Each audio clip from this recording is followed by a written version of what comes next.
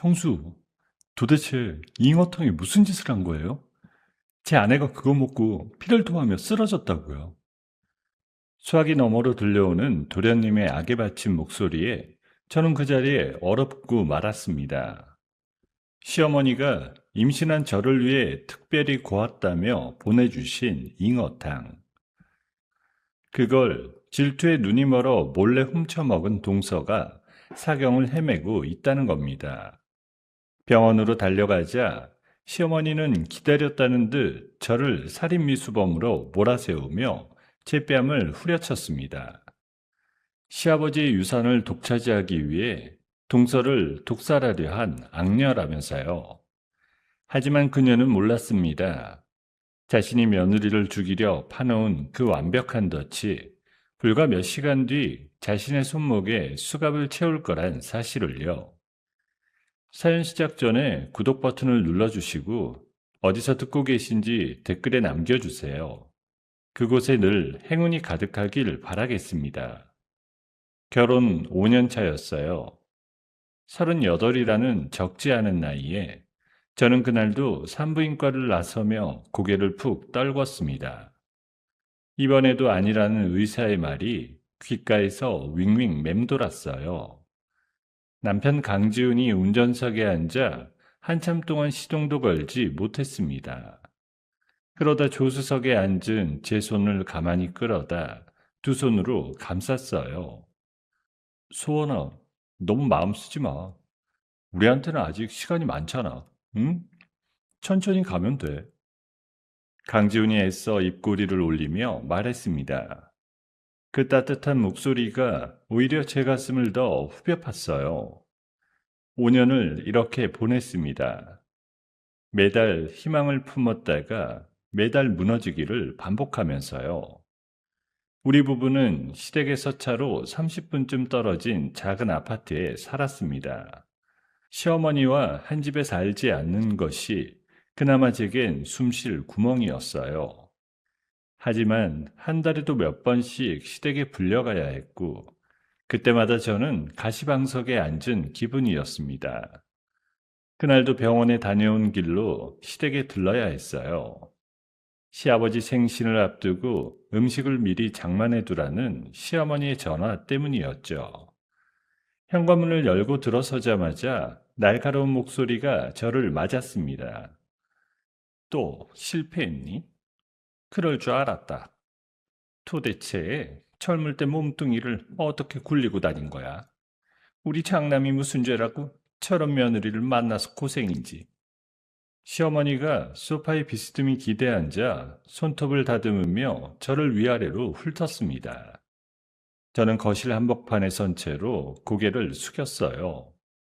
무슨 말을 해도 그 말이 화살이 되어 돌아온다는 걸 저는 5년 동안 뼈에 새기듯 배웠으니까요.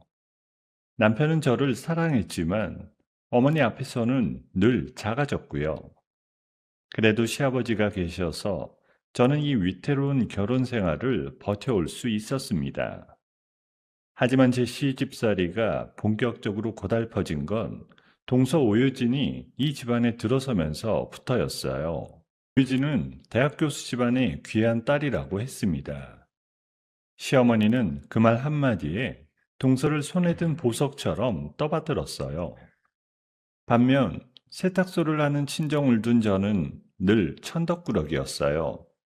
그 차별은 명절이나 제삿날, 집안 행사 때마다 더욱 노골적으로 드러났습니다. 음식 장만부터 설거지, 손님 접대까지 시댁의 모든 일이 제 차지였어요. 동서는 손에 물 한 방울 묻히는 법이 없었습니다. 거실 소파에 앉아 다리를 꼬고 차를 홀짝이면서 부엌을 힐끔거릴 뿐이었죠. 이번 생신 준비도 마찬가지였습니다. 형님, 저는 이런 일은 영손에 안 익어서요. 친정에선 일하는 아주머니가 다 해주셨거든요. 형님은 워낙 잘하시니까 이번에도 좀 부탁드릴게요. 네? 오유진이 입술을 살짝 올리며 말했습니다. 그러고는 곧장 시어머니 옆에 찰싹 붙어 앉아 귀에 대고 무언가를 속닥거렸어요. 잠시 후 시어머니가 험악한 얼굴로 부엌에 들어와 제 등짝을 손바닥으로 후려쳤습니다. 천을 이따위로 붙여놓으면 어떡하라는 거야? 이따 친척들 오시면 우리 집안 망신이잖니. 너는 도대체 제대로 할 줄 아는 게 뭐가 있어? 시어머니가 제 손에서 뒤집개를 획 빼앗아 들며 소리쳤습니다. 저는 뜨거운 기름이 튄 손등을 슬며시 문지르며 죄송하다는 말만 되풀이했어요. 부엌 문틈으로 동서 오유진이 입을 가리고 웃는 게 보였습니다. 그리고 몇 시간 뒤 친척들이 한자리에 모인 생신상 앞에서 일이 터졌습니다. 제가 국그릇을 나르다가 손이 미끄러져 국물 몇 방울을 상에 흘렸거든요. 이게 지금 정신이 있는 거야, 없는 거야? 귀한 손님상 이게 무슨 추태니? 시어머니가 자리를 박차고 일어나더니 제 뺨을 손바닥으로 후려쳤습니다. 짝하는 소리가 온 거실에 쩌렁쩌렁 울려 퍼졌어요. 친척들이 모두 보고 있는 앞이었습니다. 저는 뺨을 감싸쥔 채 그 자리에 돌처럼 굳어버렸어요. 눈앞이 뜨겁게 차올랐지만 입술을 깨물고 꾹 참았습니다. 이 사람들 앞에서 우는 모습까지 보이고 싶지는 않았으니까요. 남편 강지훈이 멀찍이서 어쩔 줄 몰라 하며 제게 다가오려 했습니다. 하지만 시어머니가 눈을 부라리자 그 발걸음이 멈칫했어요. 저는 고개를 돌려 그 모습을 외면했습니다. 그날 밤 집에 돌아와 저는 화장실에 숨어 수도꼭지를 틀어놓고 소리 죽여 울었습니다. 이렇게는 도저히 못 살겠다고 정말 수도 없이 생각했어요. 그런데 다음날 아침부터 몸이 이상했습니다. 자꾸만 나른하고 입맛이 없었어요. 아침이면 헛구역질이 올라왔고요. 설마 하는 마음에 저는 떨리는 손으로 약국에서 임신 테스트기를 사왔습니다. 욕실 문을 잠그고 한참을 기다렸어요. 그리고 천천히 테스트기를 들여다본 순간 저는 그 자리에 주저앉고 말았습니다. 두 줄이었어요. 선명한 두 줄. 5년 만에 결실이었습니다. 저는 두 손으로 입을 틀어막고 욕실 바닥에 앉아 어깨를 들썩였어요. 믿기지가 않아서 테스트기를 몇 번이고 다시 들여다봤습니다. 이 기쁜 소식을 가장 먼저 알리고 싶은 사람은 시아버지였어요. 다음날 저는 시댁에 들러 시아버지가 정원에서 화초에 물을 주는 틈을 타 조용히 곁으로 다가갔습니다. 아버님, 드릴 말씀 있어요. 저 아이가 생겼어요, 이제. 제가 두 손을 가슴 앞에 모으며 조심스럽게 말씀드렸어요. 시아버지는 물뿌리개를 천천히 내려놓고 한참 동안 말없이 저를 바라보셨습니다. 그런데 펄쩍 뛰며 기뻐하실 줄 알았던 그 얼굴이 오히려 묘하게 굳어졌어요. 수원아, 내 말 잘 들어? 이 일은 당분간 누구한테도 말하면 안 된다. 네 남편한테도 절대로. 알겠니? 시아버지가 제 두 어깨를 붙잡고 단단한 목소리로 당부하셨어요. 저는 영문을 몰라 눈만 끔뻑거렸습니다. 세상에서 가장 기쁜 소식을 왜 숨기라고 하시는 건지 도무지 알 수가 없었어요. 아버님, 어째서요? 다들 그렇게 손주를 기다리셨잖아요. 어머니도요. 제가 머뭇거리며 묻자 시아버지는 그저 천천히 고개를 저으셨습니다. 때가 되면 다 알게 된다. 지금 그저 이 애비를 믿고 따라다오. 다 너랑 뱃속 아이를 위한 일이니까 약속해 줄 수 있겠지? 시아버지가 제 손을 꼭 쥐며 말씀하셨어요. 그 눈빛이 어찌나 깊고 진지하던지 저는 더 캐묻지 못하고 그저 고개를 끄덕였습니다. 가슴 한구석에 알 수 없는 무거운 돌이 내려앉은 기분이었어요. 그리고 며칠 뒤였습니다. 시아버지가 갑자기 온 가족을 시댁 거실로 불러 모으셨어요. 무슨 일인가 싶어 다들 긴장한 얼굴로 둥글게 둘러앉았습니다. 시아버지가 누런 서류 봉투 하나를 탁자 위에 올려놓으셨어요. 그러고는 식구들을 한 명 한 명 천천히 둘러보고 입을 여셨습니다. 나 며칠 전에 병원에 다녀왔다. 췌장에 큰 병이 생겼다는구나. 그것도 손쓰기 어려운 데까지 왔다고. 길어야 석 달이라더라. 순간 거실이 찬물을 끼얹은 듯 조용해졌어요. 시어머니 얼굴이 하얗게 질렸습니다. 저도 두 손으로 입을 틀어막았어요. 그래서 살아있을 때 정리를 좀 해두려고 너희를 불렀다. 내 재산 말이다. 집이며 건물이며 가진 거 전부. 시아버지가 봉투에서 서류를 한 장 꺼내들며 말씀하셨어요. 그 순간 동서 오유진의 눈이 번뜩이는 게 똑똑히 보였습니다. 둘째 도련님 강지석도 마른 침을 꼴깍 삼켰고요. 내 전 재산은 우리 집안에 가장 먼저 손주를 안겨주는 자식한테 전부 물려주마. 변호사한테 유언장 공증까지 다 받아뒀으니까 토달 생각들 말아라. 시아버지가 서류를 탁자 한가운데로 쓱 밀어놓으며 선언하셨어요. 거실에 있던 모든 사람의 눈빛이 순식간에 달라졌습니다. 저는 그제야 시아버지가 왜 제 임신을 숨기라고 하셨는지 어렴풋이 알 것 같았어요. 가슴이 서늘하게 내려앉았습니다. 며칠 후 시아버지는 병원에 입원하셨어요. 저는 매일같이 병실을 찾아갔습니다. 다른 식구들은 바쁘다는 핑계로 좀처럼 얼굴을 비치지 않았어요. 저는 새벽같이 죽을 끓여 보온병에 담아갔습니다.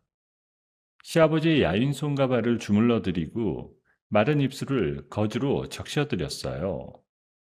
어느 늦은 밤이었습니다. 시아버지가 가만히 제 손을 잡으며 조용히 입을 여셨어요. 수원아, 네 시엄이랑 둘째 며느리, 그 사람들 속을 내가 모를 것 같니? 돈 앞에서는 사람도 잡아먹을 위인들이다. 강 회장이 가쁜 숨을 몰아쉬며 말씀하셨습니다. 저는 그 야윈 손을 두 손으로 감싸주었어요. 손끝이 차갑게 식어 있었습니다. 네가 아이 가진 걸 미리 알면 그 사람들이 무슨 짓을 할지 몰라. 그러니 배가 부르기 전까진 끝까지 숨겨야 된다. 내가 눈 감은 뒤에 너랑 그 아이를 지킬 사람은 결국 너 자신이어야 돼. 알겠니? 강 회장의 눈가에 물기가 천천히 맺혔어요. 저는 더 참지 못하고 그 가슴팍에 얼굴을 묻고 흐느꼈습니다. 이 차갑고 외로운 시댁에서 오직 한 사람 시아버지만이 저를 진심으로 걱정해주고 계셨던 거예요. 아버님, 그런 말씀 마세요. 오래오래 제 곁에 계셔야죠. 손주 태어나는 것도 보셔야 하고요. 제가 눈물을 훔치며 말하자 강 회장이 제 등을 가만가만 쓸어주셨어요. 시아버지의 당부대로 저는 그날 이후로도 한 달을 더 입을 꾹 다물고 기다렸습니다. 그러고는 마치 이제 막 알게 된 것처럼 개월수를 속여 식구들에게 소식을 알렸습니다. 어머니, 저 아이가 생긴 것 같아요. 병원 다녀왔는데 이제 막 두 달이래요. 제가 시댁 저녁 식탁 앞에서 어렵게 입을 떼자 시어머니의 표정이 와락 일그러졌어요. 반면 남편 강지우는 자리에서 벌떡 일어나 저를 와락 끌어안았습니다. 정말이야? 소은아, 정말 고생했어. 우리한테도 드디어 축복이 오는구나. 정말 고마워. 강지훈이 제 손을 붙잡고 눈시울을 붉혔습니다. 하지만 시어머니는 입으로만 축하한다면서 손에 쥔 숟가락을 부서져라 움켜쥐고 있었어요. 그래, 잘됐다. 아주 잘됐어. 몸 조심하고. 시어머니가 영혼 없는 목소리로 내뱉었습니다. 동서 오유진은 아예 대놓고 미간을 잔뜩 찌푸렸어요.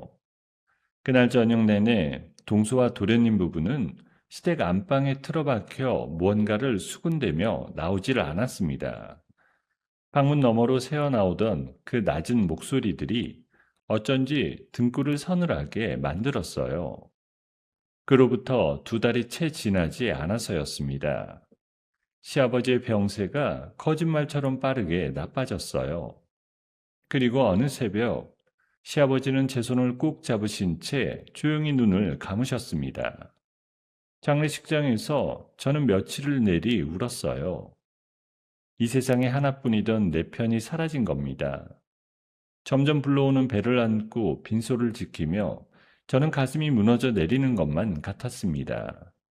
사람들은 위로의 말을 건넸지만 그 어떤 말도 귀에 들어오지 않았어요. 저는 영정사진 속 시아버지의 인자한 얼굴만 하염없이 바라봤습니다. 이제 정말 혼자 남았다는 생각에 푸른 배를 감싸는 손이 자꾸만 떨렸어요. 시아버지 장례를 치르고 며칠이 지난 어느 오후였습니다. 저는 거실 소파에 앉아 배를 쓰다듬으며 잔잔한 음악을 틀어놓고 있었어요. 혼자 있는 집은 적막했지만 뱃속 아이의 작은 움직임이 그나마 저를 버티게 해줬습니다. 그때 휴대폰이 울렸어요. 화면에 뜬 이름을 보고 저는 잠시 멈칫했습니다. 시어머니였어요. 평소 같으면 용건만 짧게 내뱉고 끊을 사람이었습니다. 그런데 그날따라 목소리가 어찌나 살가운지 저는 귀를 의심했어요. 소원아, 몸은 좀 어떠니? 입덧은 좀 가라앉았고 임산부한테는 잉어탕이 그렇게 좋다더라. 내가 아침부터 정성껏 푹 고왔으니까 이따 도착하면 꼭 챙겨 먹어라. 알겠지? 시어머니가 꿀이 뚝뚝 떨어지는 목소리로 말했어요. 저는 어안이 벙벙해서 한참 동안 대답을 못했습니다. 평생 따뜻한 말 한마디 건넨 적 없던 사람이 갑자기 잉어탕을 고아 보냈다니요. 아, 네, 어머니. 신경 써주셔서 감사해요. 잘 먹을게요. 저는 떨떠름하게 대답하고 전화를 끊었습니다. 어딘가 깨림직한 기분이 가슴 한구석에 남았어요. 하지만 시아버지를 막 떠나보낸 마당에 어머니도 마음을 고쳐먹은 걸까 싶어 애써 좋게 생각하려 했습니다. 1시간쯤 지났을까요? 초인종이 울렸습니다. 문을 열자 배달기사가 이건탕이 담긴 보온 가방을 건네고 갔습니다. 저는 그 가방을 식탁 위에 올려놓고 잠시 들여다봤어요. 진한 국물 냄새가 비닐 틈으로 새어나왔습니다. 바로 그때 다시 초인종이 울렸어요. 이번엔 동서 오유진이었습니다. 손에는 편의점 봉지 하나를 달랑 들고 있었어요. 저는 영문을 몰라 동서를 멀뚱히 쳐다봤습니다. 형님, 안녕하세요. 지나가다 들렀어요. 어머니가 형님 잉어탕 보냈다면서요? 어디 있어요? 아, 저기 있네. 오유진이 신발도 제대로 벗는 둥 마는 둥 하며 곧장 식탁으로 향했습니다. 그러고는 보온 가방을 발견하고는 눈을 반짝였어요. 저는 당황해서 그 앞을 막아섰습니다. 그건 어머니가 나 먹으라고 보내신 건데 동서가 왜? 제가 손을 내밀자 오유진이 획 몸을 돌리며 보온 가방을 품에 끌어안았어요. 형님은 챙겨주는 사람이라도 많지. 나는 뭐 누가 챙겨주기나 해요. 어차피 형님 혼자 다 못 먹잖아요. 이건 내가 가져갈게요. 대신 이거 드세요. 오유진이 편의점 봉지에서 과일 음료 박스를 꺼내 식탁 위에 툭 내려놓았어요. 그러고는 잉어탕 가방을 품에 안고 뒤도 돌아보지 않고 나가버렸습니다. 저는 어이가 없어서 바닥에 덩그러니 놓인 음료 박스만 멍하니 내려다봤어요. 기가 막혔지만 한편으로는 차라리 잘됐다 싶기도 했습니다. 어머니가 갑자기 챙겨준 그 잉어탕이 어쩐지 마음에 걸렸거든요. 저는 그 깨림직한 기분을 떨쳐내려 음료 박스를 냉장고에 넣어두고 일찍 잠자리에 들었습니다. 그땐 정말 꿈에도 몰랐어요. 그 잉어탕이 어떤 의미였는지. 동서가 그걸 가져간 일이 어떤 끔찍한 결과를 불러올지 말입니다. 다음날 아침이었어요. 이른 시간부터 휴대폰이 미친 듯이 울려댔습니다. 잠결에 받은 전화기 너머로 도련님 강지석의 다급한 목소리가 터져나왔어요. 형수님, 큰일 났어요. 유진이가, 유진이가 갑자기 입에 거품을 물고 쓰러졌어요. 지금 응급실이에요. 위세척인지 뭔지 받고 있다고요. 빨리 좀 와주세요. 강지석이 숨을 헐떡이며 소리쳤습니다. 저는 전화기를 떨어뜨릴 뻔했어요. 온몸의 피가 차갑게 식어내리는 기분이었습니다. 저는 부른배를 감싸 안고 허둥지둥 옷을 챙겨 입었어요. 택시를 잡아타고 병원으로 달려가는 내내 심장이 미친 듯이 뛰었습니다. 설마 하는 불길한 예감이 머릿속을 어지럽게 휘저었어요. 응급실 복도는 이미 아수라장이었습니다. 침대에 누워 산소호흡기를 단 채 창백하게 늘어진 동서가 보였습니다. 그 옆에서 시어머니가 땅이 꺼져라 통곡을 하고 있었어요. 그런데 저를 발견한 순간이었습니다. 그 서럽던 울음이 거짓말처럼 뚝 그쳤어요. 시어머니가 핏발선 눈으로 저를 노려보며 벌떡 일어났습니다. 너구나, 네가 그랬지? 유산혼자 다 차지하려고 잉어탕에 약을 탄 거지? 이 독한 년아, 내 며느리를 죽이려고? 시어머니가 제 멱살이라도 잡을 듯이 달려들며 소리쳤습니다. 응급실에 있던 사람들이 일제히 우리를 쳐다봤어요. 저는 그 자리에서 그대로 얼어붙고 말았습니다. 그제야 시아버지가 남기신 마지막 당부가 머릿속을 스쳤어요. 돈 앞에서는 사람도 잡아먹을 위인들이라던 그 떨리던 목소리 말입니다. 저는 직감했어요. 이건 제 뱃속에 아이를 지우고 유산을 빼앗으려고 시어머니가 파놓은 무서운 함정이라는 걸요. 뒤늦게 남편 강지훈이 응급실로 뛰어들어왔습니다. 악을 쓰는 어머니와 침대에 늘어진 재수 씨 사이에서 어쩔 줄을 몰라 했어요. 어머니, 일단 진정 좀 하세요. 소은이가 그럴 사람이 아니잖아요. 도대체 무슨 일이 있었던 건지 차근차근 좀 말씀해 보세요. 네? 강지훈이 두 사람 사이를 가로막으며 말했어요. 하지만 교묘하게 짜인 정황들 앞에서 남편의 눈빛도 점점 흔들리는 게 보였습니다. 그 미세한 흔들림이 저를 더없이 외롭고 비참하게 만들었어요. 잠시 후 신고를 받은 경찰이 응급실로 들어왔습니다. 시어머니는 기다렸다는 듯이 손가락으로 저를 가리켰어요. 경찰 양반, 저 며느리가 범인이에요. 내가 흰며느리 먹으라고 잉어탕을 정성껏 구워서 보냈는데 글쎄 저게 거기다 무슨 짓을 한 거예요. 둘째 며느리가 그걸 잘못 먹고 저렇게 쓰러졌잖아요. 시어머니가 손수건으로 눈물을 찍어내며 술술 말을 쏟아냈습니다. 저는 기가 막혀서 입이 떨어지지 않았어요. 아니에요. 저는 그 잉어탕에 손도 안 댔어요. 동서가 어제 우리 집에 와서 그걸 가져갔다고요. 대신 과일 주스를 두고 갔고요. 바꿔치기를 한 거예요. 제가 떨리는 목소리로 항변했어요. 하지만 시어머니는 코웃음을 치며 옆에 서 있던 누군가를 손짓으로 불렀습니다. 무슨 말도 안 되는 소리야. 여기 어제 잉어탕 배달한 사람도 있어. 이봐요. 어제 저 며느리 집에 잉어탕 배달한 거 맞죠?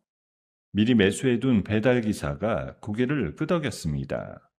입을 맞춘 듯 능청스러운 표정이었어요. 저는 그제야 이 모든 게 며칠 전부터 치밀하게 준비된 덫이라는 걸 깨달았습니다. 곧이어 동서를 살피던 담당 의사가 경찰에게 다가와 무언가를 설명했어요. 동서의 몸속에서 독한 농약 성분이 검출됐다는 거였습니다. 그 말에 경찰의 눈빛이 단번에 달라졌어요. 윤수원 씨? 죄송하지만 저희랑 같이 좀 가주셔야겠습니다. 확인할 게 몇 가지 있어서요. 임신 중이신 걸 알고 있으니 너무 걱정 마시고요. 경찰이 제게 다가오며 말했습니다. 저는 부른 배를 두 손으로 감싸 안았어요. 도움을 청하듯 남편을 돌아봤지만 강지우는 차마 제 눈을 마주치지 못하고 고개를 푹 떨궜습니다. 그 모습에 가슴이 무너져 내렸어요. 세상에 하나 남은 내 편마저 지금 흔들리고 있었습니다. 그날 밤은 길고도 길었어요. 저는 차가운 조사실에서 밤늦도록 같은 질문에 같은 대답을 되풀이했습니다. 하지만 저에게 불리하게 짜맞춰진 증거들 앞에서 제 말은 메아리조차 없었어요. 조사가 끝나고 경찰서 문을 나섰을 때는 이미 깊은 밤이었습니다. 차가운 밤바람이 뺨을 사정없이 때렸어요. 저는 푸른 배를 감싸 안은 채 가로등 하나 없는 캄캄한 길 위에 홀로 섰습니다. 바로 그때 뱃속의 아이가 작게 발길질을 했습니다.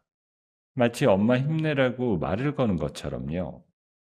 저는 그 여린 움직임에 입술을 꽉 깨물었습니다. 이대로 무너질 수는 없었어요. 무슨 일이 있어도 이 아이만큼은 제 손으로 지켜내야 했으니까요. 다음날 아침이었어요. 밤새 한숨도 못 자고 뒤척이던 저는 울리는 휴대폰 소리에 간신히 몸을 일으켰습니다. 남편 강지훈에게서 온 전화였어요. 전화기 너머로 들려온 소식에 저는 그 자리에 풀썩 주저앉고 말았습니다. 의식을 되찾은 동서가 경찰 조사에서 입을 열었다는 거였어요. 그런데 그 입에서 나온 말이 제 숨통을 틀어막는 거짓말이었습니다. 소원아, 유진이가 깨어나서 진술을 했는데 네가 직접 잉어탕을 건네줬다고. 형님이 챙겨주는 척하면서 그릇을 손에 쥐어줘서 먹었는데 알고 보니 거기 독이 들어 있었다고. 그렇게 말했대. 강지훈의 목소리가 떨리고 있었습니다. 저는 휴대폰을 쥔 손이 부들부들 떨려서 말을 잇지 못했어요. 어제까지만 해도 제 집에 찾아와 잉어탕을 빼앗아간 사람이 어떻게 이렇게 새빨간 거짓말을 할 수 있는지요. 그게 무슨 말이야? 동서가 제 발로 우리 집에 와서 가져간 거잖아. 내가 언제 그걸 건넸다고. 지훈아, 너는 나 믿지? 제발 나 좀 믿어줘. 제가 울먹이며 매달리듯 말했습니다. 하지만 수화기 너머에서는 한참 동안 무거운 침묵만 흘렀어요. 그 침묵이 청길 낭떠러지처럼 아득했습니다. 동서가 깨어나 시어머니와 모종의 뒷거래를 마친 게 분명했어요. 자기 목숨을 살려준 셈치고 둘이 손을 잡고 저를 함정에 빠뜨린 겁니다. 머릿속이 새하얗게 비어버린 것만 같았어요. 문제는 거기서 끝이 아니었습니다. 동서의 거짓 증언이 어디서부터 새어나갔는지 인터넷 맘카페와 동네 커뮤니티에 순식간에 퍼졌습니다. 자극적인 이야깃거리에 사람들이 벌떼처럼 달려들었어요. 임신한 큰 며느리가 유산을 독차지하려고 동서를 독살하려 했다는 이야기였습니다. 저는 하루아침에 천하의 악녀로 낙인 찍혔어요. 얼굴도 모르는 사람들이 저를 향해 손가락질하며 입에 담지 못할 말들을 쏟아냈습니다. 장을 보러 나가면 사람들이 수군거리며 저를 피했어요. 단골이던 동네 가게 주인마저 제게 등을 돌렸습니다. 저는 마치 온 세상에서 홀로 떨어져 나온 것처럼 철저히 고립됐어요. 그러던 어느 날 오후였습니다. 현관문이 거칠게 두드려지는 소리에 저는 깜짝 놀라 문을 열었어요. 도련님 강지석이 시뻘개진 얼굴로 들이닥쳤습니다. 이 살인마 같은 형수가 내 마누라를 죽이려고 했어. 사람이 어떻게 이렇게 잔인할 수가 있어? 당장 자백해. 자백하라고. 강지석이 거실로 뛰어들며 손에 잡히는 대로 집어던졌어요. 탁자 위의 화병이 바닥에 떨어져 산산조각 났습니다. 저는 부른배를 감싸 안은 채 벽으로 몸을 피했어요. 뒤따라 들어온 남편 강지훈이 동생을 붙잡고 말렸습니다. 주소가 그만해. 임산부 앞에서 이게 무슨 짓이야. 형수님이잖아. 제발 좀 진정해. 강지훈이 동생의 팔을 붙잡고 거실 밖으로 끌어냈습니다. 하지만 그러면서도 남편은 저를 향해 묘한 눈빛을 보냈어요. 정말 네가 한 게 아니냐고 뭔가 해명을 해보라고 다그치는 듯한 그런 눈빛이었습니다. 그 눈빛에 저는 가슴이 갈갈이 찢어지는 것만 같았어요. 세상 모두가 저를 손가락질해도 남편만큼은 제 편이길 바랐습니다. 그 한 사람마저 흔들리고 있다는 사실이 저를 더없이 비참하게 만들었어요. 엎친 데 덮친 격이었습니다. 며칠 뒤부터 정체를 알 수 없는 중년 남자 하나가 제 주변을 맴돌기 시작했어요. 나중에 알고 보니 시어머니가 고용한 브로커였습니다. 그 남자는 시댁 친척들 사이를 들쑤시고 다니며 이상한 소문을 퍼뜨렸어요. 뱃속의 아이가 남편의 친자식이 아닐지도 모른다는 말도 안 되는 헛소문이었습니다.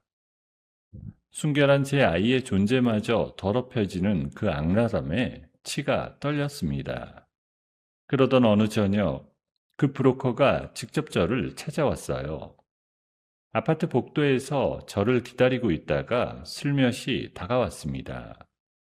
사모님, 이러다 정말 감옥 갑니다. 뱃속 애 낳기도 전에 말이에요. 좋게 좋게 갑시다. 여기 종이에 도장만 찍으세요. 모든 거 인정하고 시아버님 유산 포기한다고요. 그럼 우리 쪽에서 손을 좀 쓰겠습니다. 브로커가 서류 한 장을 제 눈앞에 들이밀며 말했습니다. 저는 그 종이를 노려보며 손을 뒤로 감췄어요. 동서분이요. 자기가 착각했다고 진술을 싹 뒤집을 겁니다. 매수해둔 증인들 입도 다 막아드리고요. 사모님만 깨끗하게 물러나 주시면 다 없던 일이 되는 거예요. 어때요? 남는 장사 아닙니까?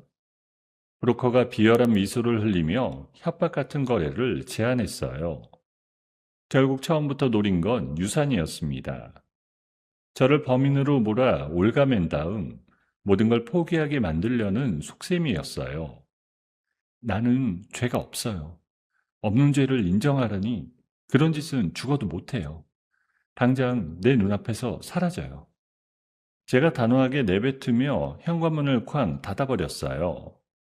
하지만 문에 등을 기댄 채 주저앉은 저는 다리가 후들거려 한참을 일어나지 못했습니다. 이대로 당하고만 있을 수는 없었어요. 저는 다음 날 수소문 끝에 흥신소를 직접 찾아갔어요. 시어머니와 그 브로커가 어떻게 연결돼 있는지 캐달라고 의뢰했습니다. 하지만 그게 또 다른 함정일 줄은 몰랐어요.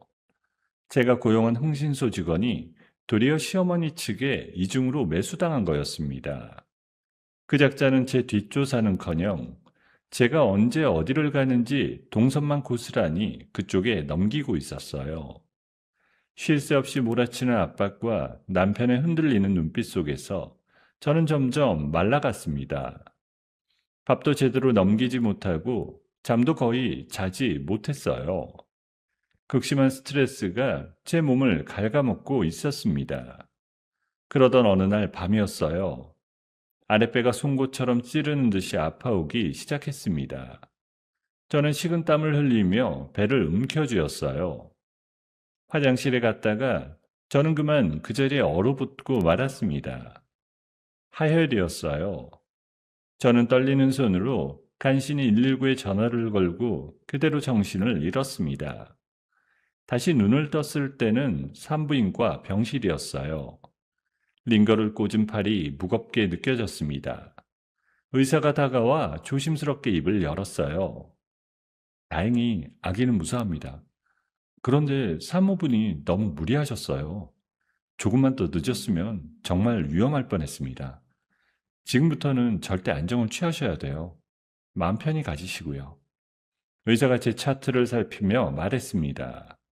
저는 두 손으로 배를 감싸쥐고 천장을 올려다봤어요. 참고 또 참았던 눈물이 베개를 적시며 흘러내렸습니다. 하지만 그건 슬픔의 눈물만이 아니었어요. 나와 이 아이를 죽음의 문턱까지 몰아넣은 그 사람들에 대한 분노의 눈물이었습니다. 저는 이불을 움켜쥐며 마음속으로 칼을 갈았어요. 며칠 뒤 태원의 집으로 돌아온 날이었습니다. 저는 안방에서 잠시 쉬고 있었어요. 그런데 거실 쪽에서 낮게 깔린 목소리가 들려왔습니다. 시어머니가 저 몰래 남편을 따로 불러낸 거였어요. 저는 숨을 죽이고 문틈의 귀를 가져다 댔습니다. 치우나, 정신 차려라. 저런 살인자 같은 년이랑 계속 살 거니? 뱃속에 애가 누구 자식인지도 모르는데 어서 이혼해. 그래야 아버지 유산도 우리한테 오는 거다. 다 너 잘 되라고 하는 소리야. 시어머니가 남편을 다그치는 목소리였습니다. 저는 피가 거꾸로 솟는 듯한 배신감에 온몸을 떨었어요. 친아들을 부추겨 임신한 며느리를 내쫓으려 하다니요. 남편 강지훈의 대답이 들려오기를 저는 숨도 못 쉬고 기다렸습니다. 어머니, 지금 그게 할 소리예요? 소원이 지금 몸도 성치 않은데 저도 머릿속이 복잡하니까 일단 그만 좀 하세요. 제발. 강지훈이 괴로운 듯 내뱉고는 자리를 피했습니다. 이혼하겠다는 확답도 아내를 끝까지 믿겠다는 다짐도 아니었어요. 그저 혼란스러워하며 갈팡질팡하는 그 미지근한 태도뿐이었습니다. 저는 문틈에서 천천히 물러나 침대에 걸터 앉았어요. 이제 분명히 알 것 같았습니다. 더 이상 남편에게만 기대고 있어서는 안 된다는 걸요. 이 거대한 음모를 파헤치고 나와 아이를 지킬 사람은 결국 저 자신 뿐이었습니다. 저는 두 손을 꼭 끌어쥐며 마음을 다잡았어요. 시아버지가 마지막까지 하셨던 그 말씀이 비로소 가슴 깊이 박혔습니다. 캄캄한 어둠 속이었지만 저는 더 이상 울고만 있지 않기로 했습니다. 병원에서 퇴원하고 일주일쯤 지난 어느 날 오후였어요. 저는 거실에 앉아 앞으로 어떻게 이 싸움을 헤쳐나갈지 골똘히 생각하고 있었습니다. 바로 그때 굳게 닫혀있던 현관 초인종이 울렸어요. 문구멍으로 내다보니 한 번도 본 적 없는 노신사가 서 있었습니다. 머리가 희끗희끗하고 점잖은 인상의 남자였어요. 저는 경계심에 문고리를 잡은 채 조심스럽게 물었습니다. 누구세요? 무슨 일로 오셨죠? 제가 문을 빠끔히 열고 묻자 노신사가 정중하게 고개를 숙였습니다. 갑자기 찾아와 놀라셨죠? 저는 정이라고 합니다. 생전에 강 회장님, 그러니까 시아버님의 일을 받으렸던 사람이에요. 회장님께서 돌아가시기 전에 며느님께 꼭 전하라고 하신 것이 있어서 이렇게 왔습니다. 정 변호사가 손에 든 낡은 서류 가방을 살짝 들어 보이며 말했어요. 시아버지의 이름이 나오자 저도 모르게 문을 활짝 열었습니다. 가슴이 두근거리기 시작했어요. 저는 정 변호사를 거실로 들였습니다. 그는 소파에 앉아 가방을 탁자 위에 가만히 내려놓았어요. 그러고는 저를 지그시 바라보며 입을 열었습니다. 회장님께서는 돌아가시기 전부터 며느님께 닥칠 위험을 미리 내다보셨어요. 그래서 이 가방을 따로 준비해 두셨죠. 이 안에 지금 상황을 통째로 뒤집을 수 있는 열쇠가 들어 있습니다. 잘 간직하시고 때가 되면 꺼내 쓰십시오. 정 변호사가 가방을 제 앞으로 밀어주었어요.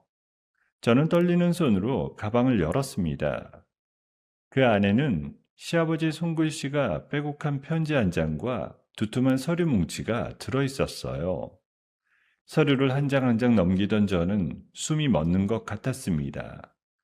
시어머니가 농약을 어디서 구했는지 그 경로가 낱낱이 적혀 있었어요. 브로커에게 거액을 송금한 내역까지 고스란히 담겨 있었습니다. 시아버지가 살아 계실 때부터 사람을 써서 직접 모아둔 뒷조사 자료였어요. 병상에 누워 계시면서도 시아버지는 저를 지키기 위해 이 모든 걸 준비해 두셨던 거예요. 저는 떨리는 손으로 시아버지의 편지를 펼쳤습니다. 편지에는 시아버지의 깊은 마음이 담겨 있었어요. 일찍이 아내와 둘째 며느리의 탐욕스러운 본성을 꿰뚫어 보셨다는 것. 그래서 제가 홀로 그들과 맞서게 될 날을 대비해 오랫동안 방어막을 쌓아오셨던 것이었습니다. 마지막 줄에는 이렇게 적혀 있었어요. 소원아, 너는 혼자가 아니다. 이 애비가 끝까지 너와 아이를 지켜주마. 저는 편지를 가슴에 끌어안고 그만 울음을 터뜨렸습니다. 돌아가신 뒤에도 이렇게까지 저를 지켜주려 하신 그 마음에 눈물이 멈추질 않았어요. 아버님, 어떻게 이런 것까지? 저 같은 게 뭐라고? 제가 편지를 쓸어안고 어깨를 들썩이자 정 변호사가 안경을 고쳤으며 잠시 고개를 돌렸습니다. 그 노신사의 눈가도 어쩐지 붉어져 있었어요. 그런데 바로 그 순간이었습니다. 밖에서 요란한 발소리가 들리더니 현관문이 부서질 듯 두드려졌어요. 저는 화들짝 놀라 자리에서 일어났습니다. 알고 보니 저를 감시하던 브로커가 정 변호사가 우리 집에 들어가는 걸 본 거였어요. 그 작자가 곧장 시어머니에게 일러 바쳤고요. 시어머니는 그 증거 가방을 빼앗으려고 험상궂은 용역 패거리를 보낸 거였습니다. 쾅하는 소리와 함께 현관문이 부서지고 덩치 큰 사내 셋이 들이닥쳤어요. 가방 내놔. 곱게 내놓는 게 좋을 거야. 괜히 다치지 말고. 용역들이 거실로 성큼성큼 들어오며 위협했어요. 저는 서류 가방을 가슴에 꽉 끌어안고 뒷걸음질 쳤습니다. 정 변호사가 두 팔을 벌려 저를 막아섰어요. 무슨 짓들이야? 임산부 앞에서. 당장 멈추지 못해? 정 변호사가 막아섰지만 덩치 큰 사내들 앞에서 노신사의 힘은 역부족이었습니다. 저는 가방을 안고 베란다 쪽으로 필사적으로 도망쳤어요. 하지만 이내 세 명에게 둘러싸여 옴짝달싹 못하는 처지가 됐습니다. 용역 하나가 제 팔을 거칠게 붙잡고 가방을 빼앗으려 했어요. 저는 죽을 힘을 다해 가방을 끌어안았습니다. 이걸 빼앗기면 모든 게 끝장이라는 생각에 온몸이 부들부들 떨렸습니다. 바로 그때였어요. 현관 쪽에서 우당탕 소리가 나더니 누군가 미친 듯이 달려들었습니다. 평소보다 일찍 퇴근한 남편 강지훈이었어요. 이 손 안 놔? 내 아내한테서 당장 떨어져. 강지훈이 용역들을 향해 몸을 날렸어요. 아내와 아이가 위협당하는 광경을 본 남편의 눈에는 핏발이 서 있었습니다. 그동안의 혼란과 망설임은 온데간데 없이 사라져 있었어요. 남편은 사내들과 뒤엉켜 몸싸움을 벌였습니다. 저를 지키려고 온몸으로 막아서며 주먹을 휘둘렀어요. 하지만 셋을 혼자 당해낼 수는 없었습니다. 그 순간 용역 하나가 둔기를 집어들어 남편의 머리를 내리쳤어요. 퍽하는 둔탁한 소리와 함께 강지훈이 그대로 고꾸라졌습니다. 머리에는 시뻘건 피가 주르륵 흘러내렸어요. 지훈아, 안 돼. 정신 차려, 지훈아. 저는 가방을 끌어안은 채 쓰러진 남편에게 달려가 그를 부둥켜 안았어요. 남편의 얼굴이 점점 창백해졌습니다. 저는 피로 물든 남편의 머리를 감싸쥐고 목 놓아 울부짖었어요. 소란을 들은 이웃들이 신고를 했는지 멀리서 경찰 사이렌 소리가 점점 가까워졌습니다. 그 소리에 용역들이 흠칫 놀라며 서로 눈치를 봤습니다. 야, 튀어. 경찰이다. 빨리. 용역들이 가방을 빼앗는데 실패한 채 황급히 도망쳐 나갔습니다. 난장판이 된 거실에는 피 흘리는 남편과 그를 끌어안은 저, 그리고 정 변호사만 남았습니다. 저는 떨리는 손으로 남편의 뺨을 두드리며 그의 이름을 계속 불렀어요. 잠시 후 도착한 구급차에 남편을 실었습니다. 저는 들것에 누운 남편의 손을 두 손으로 꼭 붙잡았어요. 흐릿하게 눈을 뜬 강지훈이 힘겹게 입을 움직였습니다. 수원아, 가방 잘 지켰어? 미안해. 진작에 너를 믿었어야 했는데, 이제는 내가 다 지켜줄게. 강지훈이 제 손을 약하게 마주치며 말했습니다. 저는 그 손을 놓지 않고 고개를 끄덕였어요. 그동안 남편에게 품었던 서운함이 그 한마디에 눈 녹듯 사라졌습니다. 그런 말 마. 아무 말도 하지 말고 힘내. 우리 셋이 같이 살아야지. 정신만 차려줘, 제발. 저는 흐르는 눈물을 닦지도 못한 채 남편을 향해 말했습니다. 이제 우리는 완전한 한편이 된 거예요. 목숨을 걸고 저를 지켜준 남편의 진심을 저는 똑똑히 보았으니까요. 병원에 도착한 남편은 곧바로 수술실로 옮겨졌습니다. 저는 수술실 앞 차가운 복도에 앉아 두 손을 모았어요. 뒤따라온 정 변호사가 제 옆에 조용히 앉았습니다. 다행히 가방은 지켜냈습니다. 회장님께서 목숨처럼 준비하신 자료니까요. 남편분도 분명 무사히 깨어나실 겁니다. 너무 걱정하지 마세요. 정 변호사가 저를 위로하듯 말했습니다. 저는 가슴에 꼭 안은 서류 가방을 내려다봤어요. 이 안에 든 시아버지의 마지막 선물이 이제 반격의 시작이 될 거였습니다. 변호사님, 이제 그만 당하고만 있지 않을 거예요. 이 자료로 그 사람들이 한 짓을 전부 세상에 드러낼 거예요. 도와주세요. 제가 단호하게 말하자 정 변호사가 묵직하게 고개를 끄덕였어요. 저는 수술실 문 위에 켜진 빨간 불빛을 올려다봤습니다.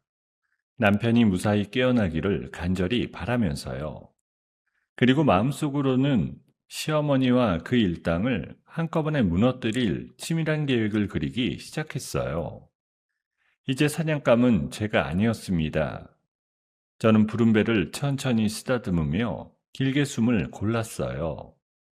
복도 창밖으로 어느새 새벽빛이 희미하게 밝아오고 있었습니다. 남편 강지훈이 무사히 수술을 마치고 깨어난 다음날 아침이었어요. 머리에 붕대를 칭칭 감은 남편은 아직 몸도 성치 않은데 자리를 털고 일어나려 했습니다. 저는 그런 남편을 부축하며 정 변호사가 일러준 곳으로 향했어요. 경기도 외곽에 시아버지의 낡은 별장이 한 채 있었습니다. 정 변호사 말로는 그 별장 지하에 시아버지가 숨겨둔 비밀 금고가 있다고 했습니다. 저와 남편은 사람들 눈을 피해 조용히 병원을 빠져나왔어요. 별장은 오랫동안 사람의 손길이 닿지 않은 듯 의심연스러웠습니다. 삐걱거리는 문을 열고 들어가니 퀴퀴한 곰팡이 냄새가 코를 찔렀어요. 저희는 손전등 하나의 의지에 조심스럽게 지하실로 내려갔습니다. 거미줄이 잔뜩 쳐진 지하실 한 구석에 묵직한 쇠금고가 떡하니 자리하고 있었어요. 저는 시아버지가 편지에 남겨둔 숫자들을 떠올렸습니다. 손녀가 태어날 예정일과 시아버지의 생신을 조합한 암호였어요. 아버님, 이 숫자가 맞겠죠? 제발. 제가 떨리는 손으로 다이얼을 천천히 돌렸습니다. 마지막 숫자에 다이얼을 맞추자 쩔컥하는 묵직한 소리가 났습니다. 육중한 금고문이 천천히 열렸어요. 금고 안을 들여다본 저와 남편은 그 자리에 얼어붙었습니다. 그 안에는 어마어마한 양의 증거물이 차곡차곡 쌓여 있었어요. 시아버지가 마지막까지 얼마나 치밀하게 준비하셨는지 보는 것만으로도 가슴이 먹먹했습니다. 가장 먼저 눈에 들어온 건 작은 메모리 카드 하나였습니다. 거기엔 시어머니의 본가 주방에 몰래 설치해둔 작은 카메라 영상이 담겨 있었어요. 저는 남편과 함께 노트북에 그 카드를 꽂아 영상을 재생했습니다. 화면 속에는 잉어탕 사건이 있던 그날의 모습이 고스란히 찍혀 있었어요. 시어머니가 주방에서 잉어탕 냄비를 휘젓다가 주변을 한번 살피고는 무언가를 넣는 장면이었습니다. 하얀 가루를 국물에 풀어넣고 천천히 젓는 그 손길에 저는 소름이 쫙 돋았습니다. 이게 다 찍혀 있었어. 어머니가 직접 약을 탄 거야. 제가 화면을 가리키며 말하자 남편 강지훈이 두 주먹을 부들부들 떨었습니다. 자기 어머니가 며느리를 죽이려 한 그 끔찍한 장면을 두 눈으로 똑똑히 확인한 거예요. 그게 끝이 아니었습니다. 금고 안에는 작은 녹음기와 또 다른 서류 뭉치가 들어 있었어요. 녹음기를 재생하자 시어머니와 동서의 목소리가 흘러나왔습니다. 알고 보니 시어머니는 진작부터 동서의 정체를 알고 있었어요. 대학 교수 집안의 딸이라던 것도 화려한 학벌도 전부 거짓이었습니다. 동서는 학력과 집안을 통째로 위조해 이 집안에 시집온 사기꾼이었던 거예요. 녹음기 속 시어머니는 그 사실을 덮어주는 조건을 내걸고 있었습니다. 나중에 유산을 가로채면 둘이 나눠 갖자는 추악한 밀약이었어요. 함께 든 서류 뭉치에는 동서가 위조한 졸업장과 가족관계 서류까지 무더기로 들어 있었습니다. 남편 강지우는 노트북 화면과 녹음기, 위조 서류를 번갈아 보며 그 자리에 무너져 내렸어요. 어떻게 어머니가 이런 짓을. 재수 씨도 다 거짓말이었어. 내가 이런 사람들 편에 서서 널 의심했다니. 수원아, 내가 정말 미안해. 강지훈이 두 손으로 얼굴을 감싸쥐고 어깨를 들썩였습니다. 저는 그런 남편의 등을 가만히 쓸어주었어요. 하지만 이제는 슬픔에 잠겨 있을 때가 아니었습니다. 지훈아, 울지 마. 이제 우리한테 이 모든 증거가 있잖아. 더 이상 당하고만 있을 수 없어. 자비를 베풀 필요도 없고. 이제는 우리가 끝장낼 차례야. 제가 남편의 손을 꼭 잡으며 말했어요. 강지훈이 눈물을 닦고 천천히 고개를 끄덕였습니다. 그 눈빛에 비로소 단단한 결의가 차올랐어요. 저희는 곧장 그 증거물들을 챙겨 정 변호사의 사무실로 향했습니다. 정 변호사는 가져온 자료들을 꼼꼼히 살펴보더니 무겁게 고개를 끄덕였어요. 이만하면 됐습니다. 빼도 박도 못할 증거예요. 이 자료들을 법적으로 효력 있게 만들어두고 경찰에 정식으로 다시 수사해달라고 요청하는 서류와 고소장을 준비하겠습니다. 이번엔 그쪽이 빠져나갈 구멍이 없을 거예요. 정 변호사가 서류를 정리하며 말했습니다. 저와 남편은 그 옆에서 고소장 한 줄 한 줄을 함께 다듬었어요. 그동안 흘린 눈물과 억울함을 이제 하나하나 갚아줄 차례였습니다. 그렇게 반격을 준비하던 차에 시어머니에게서 연락이 왔습니다. 제가 증거를 빼돌린 줄은 꿈에도 모르는 눈치였어요. 시어머니는 유산 상속 절차를 서두르려고 일을 벌이고 있었습니다. 잘 들어라. 내일 가족회의를 열 거다. 변호사도 부를 거고. 네 남편 동의 같은 거 필요 없어. 너는 그냥 와서 상속 포기각서에 도장이나 찍으면 돼. 알겠니? 괜한 짓 말고 곱게 나오거라. 시어머니가 일방적으로 통보하고 전화를 끊었습니다. 저는 휴대폰을 내려놓고 입가에 차가운 미소를 지었어요. 제 발로 무덤을 파고 들어오는 셈이었으니까요. 다음날 저는 그동안 두려움에 떨던 며느리의 모습을 완전히 벗어던졌습니다. 옷장에서 가장 단정하고 당당해 보이는 옷을 꺼내 입었어요. 거울 앞에 서서 푸른 배를 쓰다듬으며 뱃속 아이에게 조용히 약속했습니다. 엄마가 오늘 다 끝낼게. 너랑 엄마를 괴롭힌 사람들 전부. 조금만 기다려. 저는 거울 속의 제 모습을 똑바로 바라봤습니다. 더 이상 고개 숙이고 눈치만 보던 그 사람이 아니었어요. 남편 강지훈도 머리에 붕대를 감은 채 말끔한 정장으로 갈아입었습니다. 거울 앞에 나란히 선 남편의 눈빛에는 결연한 의지가 가득했어요. 오늘 다 끊어낼 거야. 우리 가족 괴롭힌 그 모든 악연을. 내가 가장으로서 당신이랑 아이 끝까지 지킬게. 가자. 강지훈이 제 손을 잡으며 말했어요. 저는 그 손을 마주 잡고 고개를 끄덕였습니다. 이제 우리는 완전한 한편이 되어 함께 싸우러 가는 거였어요. 가족회의 장소는 시내의 고급 한정식 집이었습니다.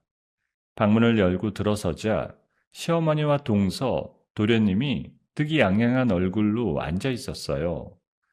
저희가 순순히 항복하러 온 줄 아는 표정이었습니다. 저는 그들을 차가운 눈빛으로 천천히 둘러보았어요. 손에는 모든 진실이 담긴 가방을 꼭 쥐고서요. 폭풍이 몰아치기 직전의 무거운 고요가 방 안에 내려앉았습니다.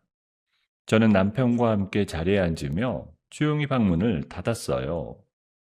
이제 길고 길었던 싸움의 끝을 낼 시간이었습니다. 제가 방 안으로 들어서자마자 시어머니가 코웃음을 쳤습니다. 살인 미수범이 뻔뻔하게 어딜 기어들어와.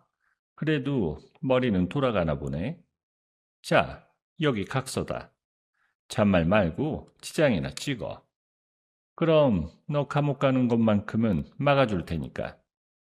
시어머니가 미리 준비한 종이 한 장을 제 앞으로 쓱 밀었습니다. 상속을 포기한다는 가짜 각서였어요. 옆에 앉은 동서 오유진도 기다렸다는 듯 거들었습니다. 형님, 그냥 곱게 찍으세요. 어차피 빼도 박도 못하잖아요. 간방 갈 준비나 하시고요. 애는 거기서 어떻게 키우려고 그래요? 오유진이 입꼬리를 비틀며 조롱했어요. 하지만 저는 흔들림 없이 그 각서를 집어들었습니다. 그러고는 사람들이 보는 앞에서 그것들을 북북 찢어 허공에 뿌려버렸어요. 일단 종이 쪼가리로 날 묶어두겠다고요? 우습네요, 정말. 제가 찢긴 종이 조각을 내려다보며 말하자 시어머니의 얼굴이 일그러졌어요. 바로 그때 제가 문 밖에 대기시켜둔 정 변호사가 방으로 들어왔습니다. 낯선 노신사의 등장에 시어머니의 표정이 굳어졌어요. 저는 보란듯이 노트북을 꺼내 식탁 한가운데 올려놓았습니다. 그러고는 천천히 영상 하나를 재생시켰어요. 주방에 숨겨두었던 카메라에 찍힌 바로 그 영상이었습니다. 화면 속에서 시어머니가 잉어탕 냄비에 하얀 가루를 풀어놓고 있었습니다. 주변을 살피며 국물을 휘젓는 그 모습이 적나라하게 드러났어요. 방 안은 찬물을 끼얹은 듯 정적에 휩싸였습니다. 저거 초작이야. 누가 만든 거야, 저거? 말도 안 돼. 시어머니가 손을 부들부들 떨며 말을 더듬었습니다. 얼굴이 백지장처럼 하얗게 질려 있었어요. 동서 오유진도 입을 떡 벌린 채 굳어버렸습니다. 저는 그 틈을 놓치지 않고 또 다른 서류 뭉치를 꺼냈어요. 동서가 학력과 집안을 위조한 증거들이었습니다. 저는 그것을 도련님 강지석 앞으로 툭 던졌어요. 도련님, 동서가 교수 집안 딸이라고 했죠? 그거 전부 거짓말이에요. 졸업장도 집안도 다 위조한 거예요. 직접 확인해 보세요. 제가 서류를 가리키며 말하자 강지석이 떨리는 손으로 종이를 넘겼어요. 서류를 본 강지석의 얼굴이 시뻘겋게 달아올랐습니다. 이게 다 뭐야? 너 나 속인 거야? 처음부터 끝까지 다 거짓말이었어? 이 사기꾼 같은 게... 강지석이 벌떡 일어나 동서의 멱살을 잡고 흔들었습니다. 오이지는 아니라며 발버둥 쳤지만 이미 늦었어요.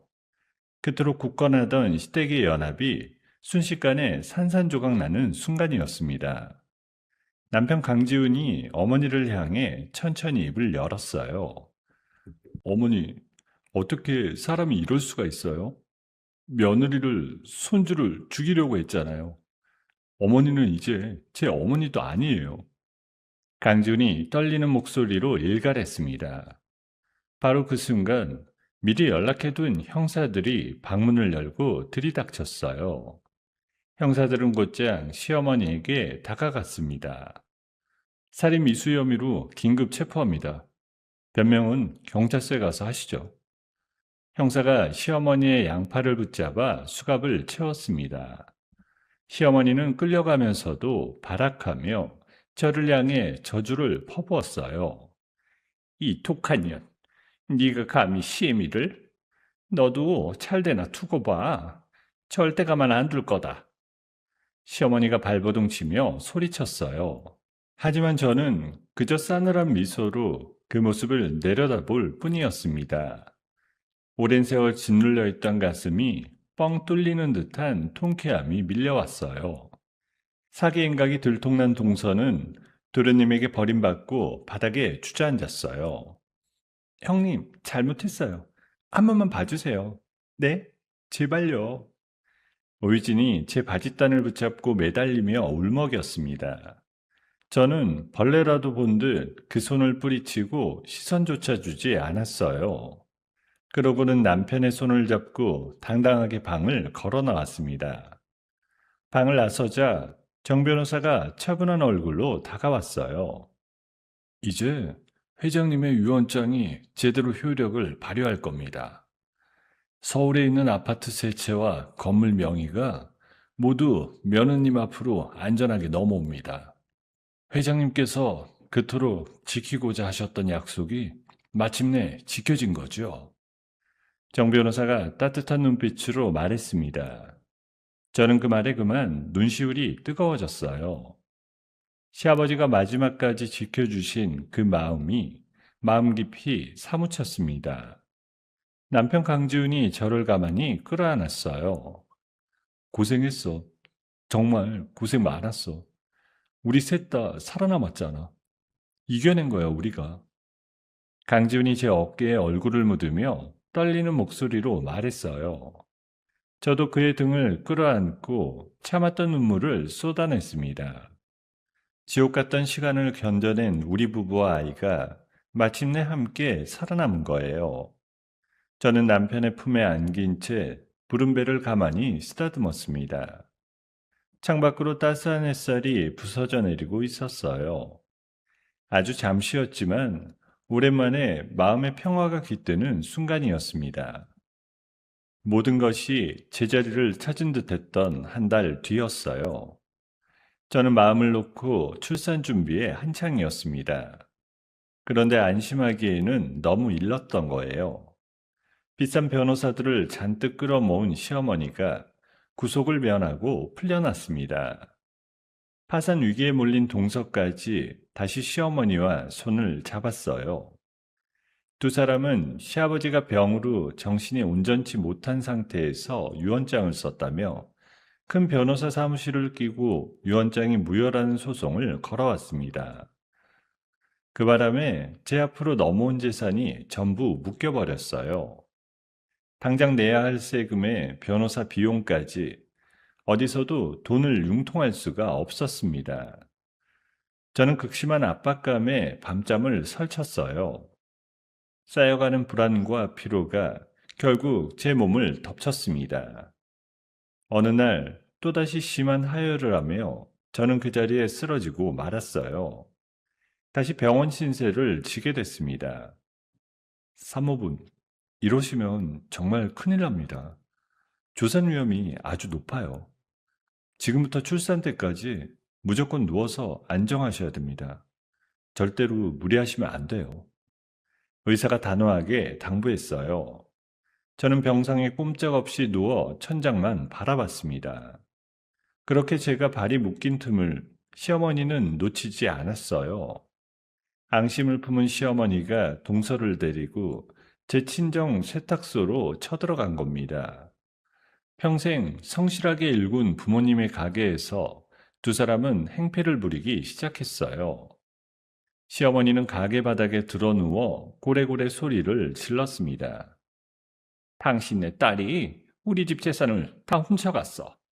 시부모 재산 가로챈 꽃뱀이라고. 동네 사람들 다 들으세요. 시어머니가 손에 잡히는 대로 표백제를 집어들어 손님들이 맡긴 옷에 들이부었습니다. 멀쩡한 옷들이 시퍼렇게 얼룩져 못쓰게 됐어요. 영문도 모르고 당하던 친정 부모님은 충격에 휩싸였습니다. 그 난리통에 늘 약하셨던 친정아버지가 가슴을 부여잡고 쓰러지셨어요. 결국 응급실로 실려가셨고 세탁소는 아수라장이 된 채 문을 닫아야 했습니다. 가게는 사실상 영업을 못하는 처지가 되어버렸어요. 병실에 누워있던 저는 남편의 전화로 그 소식을 전해들었습니다. 친정이 박살나고 아버지가 쓰러지셨다는 말에 저는 그만 정신이 아득해졌어요. 저는 팔에 꽂힌 링거 바늘을 뽑아 던지며 몸을 일으키려 했습니다. 어떻게 우리 부모님까지, 죄 없는 우리 부모님이 무슨 잘못이라고. 도저히 못 참아. 절대 못 참는다고. 제가 부들부들 떨며 침대를 짚고 일어서려 하자 곁에 있던 간호사가 황급히 저를 말렸습니다. 온몸의 피가 거꾸로 솟구치는 것만 같았어요. 평생 선하게만 살아오신 제게 가장 소중한 부모님이었습니다.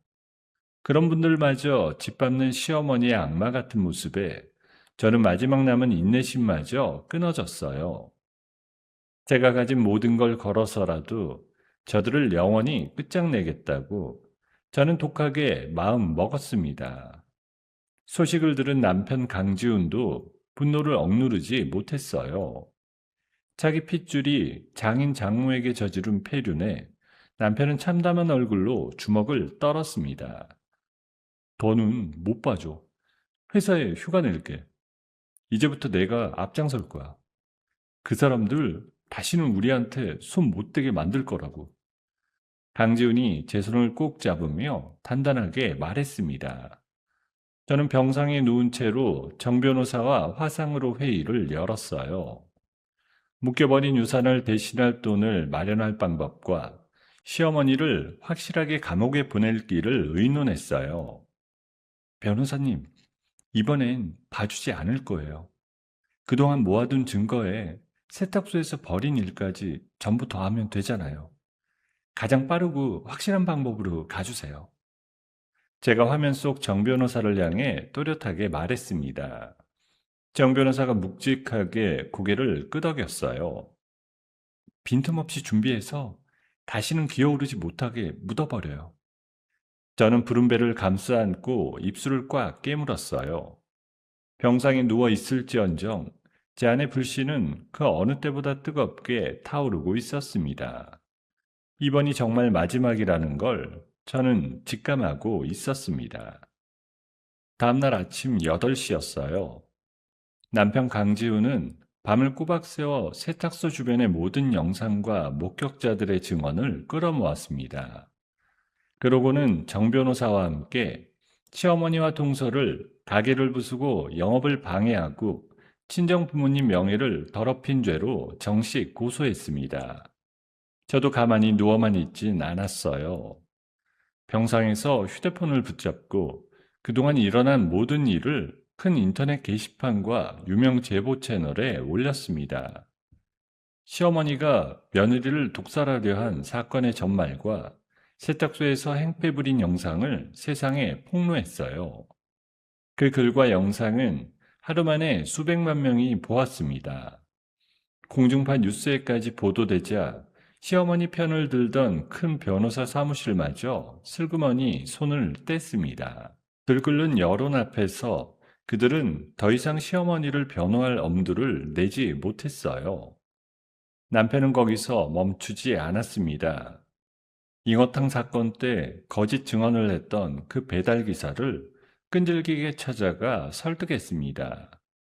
마침내 양심의 가책을 느낀 배달기사가 시어머니에게 돈을 받고 거짓말을 했다고 모든 걸 털어놓았어요. 경찰은 쏟아지는 증거와 들끓는 여론에 떠밀려 사건을 처음부터 다시 파헤쳤습니다.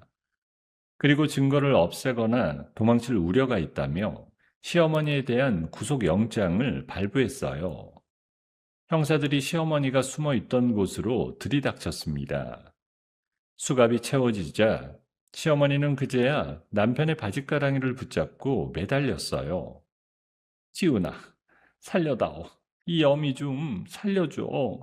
내가 잘못했다. 응? 한 번만 봐줘. 시어머니가 눈물 콧물을 쏟으며 매달렸어요. 하지만 강지훈은 차가운 눈빛으로 그 손을 떼어냈습니다. 끝내 단 한 번도 뒤돌아보지 않고 어머니를 외면했어요. 동서 오유진도 무사하지 못했습니다. 거짓으로 한 결혼을 물을 수밖에 없게 되면서 위자료를 물게 되었어요. 거기다 세탁소를 망쳐놓은 책임까지 더해져 갚아야 할 돈에 짓눌려 길거리에 나앉을 처지가 되었습니다. 쓰러지셨던 친정아버지는 다행히 건강을 되찾으셨어요. 남편 강지훈이 진심으로 무릎 꿇고 사죄하며 정성껏 간호한 덕분이었습니다.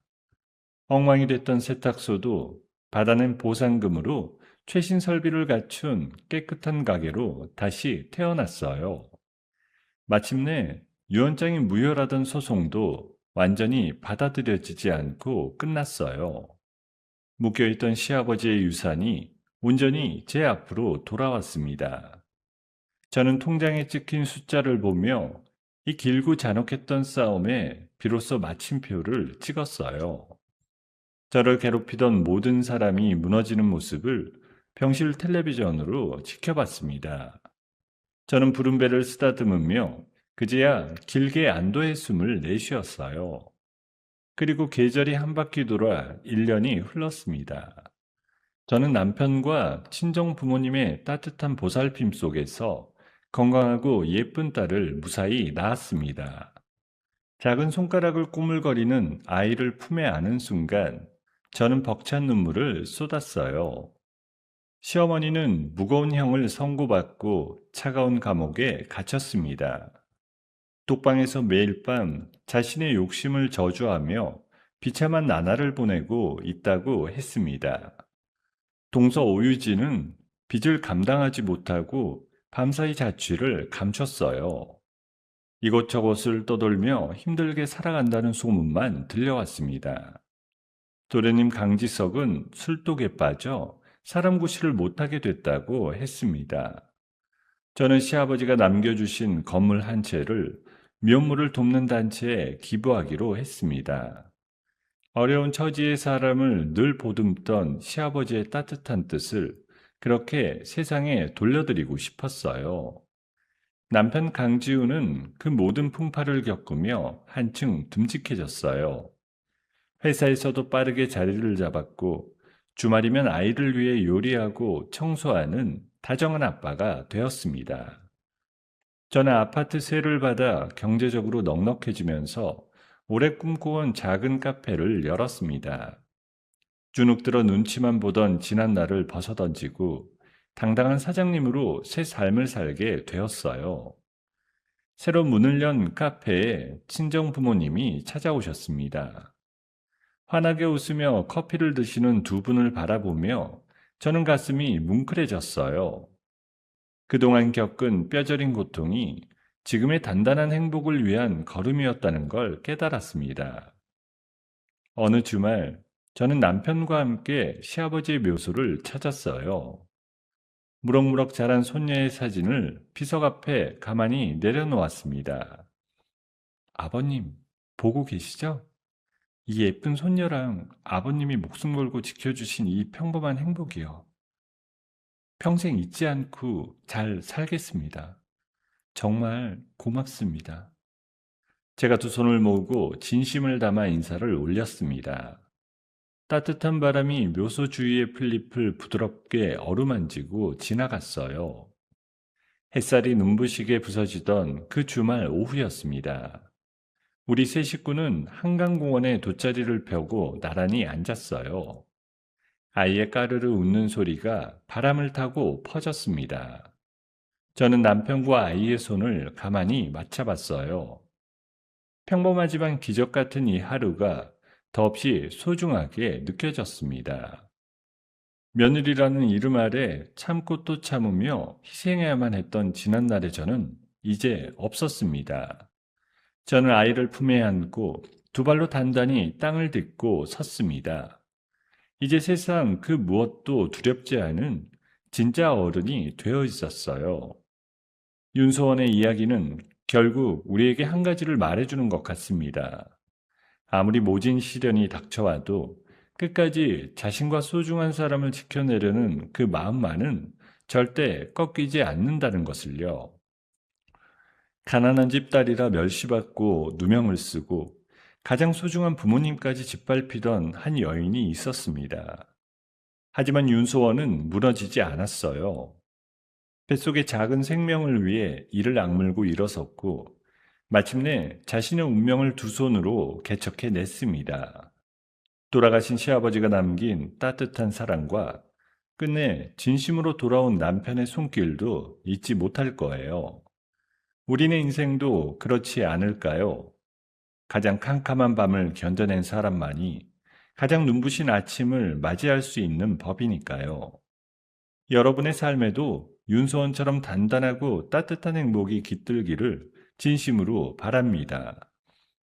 여러분, 오늘의 이야기를 어디서 듣고 계신가요? 구독 버튼을 눌러주시고 댓글에 남겨주시면 감사한 마음으로 인사드리겠습니다. 감사합니다.